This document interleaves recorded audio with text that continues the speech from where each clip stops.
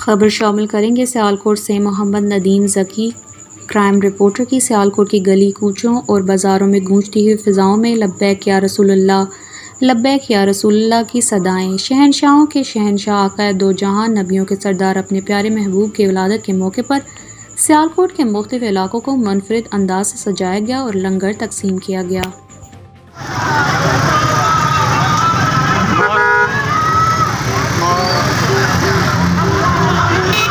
इमाम बारगाह बिस्री अब्दुल्ला के पास हम मौजूद हैं।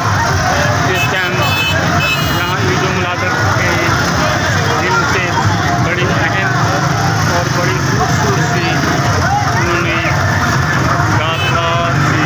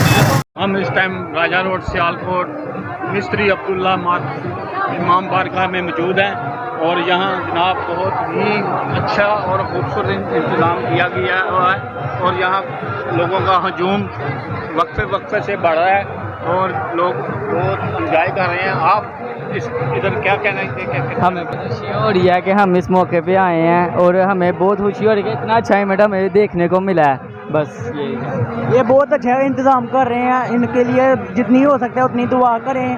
बहुत अच्छा लग रहा है इधर जो है, जिन्होंने इतनी मेहनत की है, मुझे बहुत अच्छा लग रहा है। हम भी इधर आए हैं, इंजॉयमेंट हो रहा है।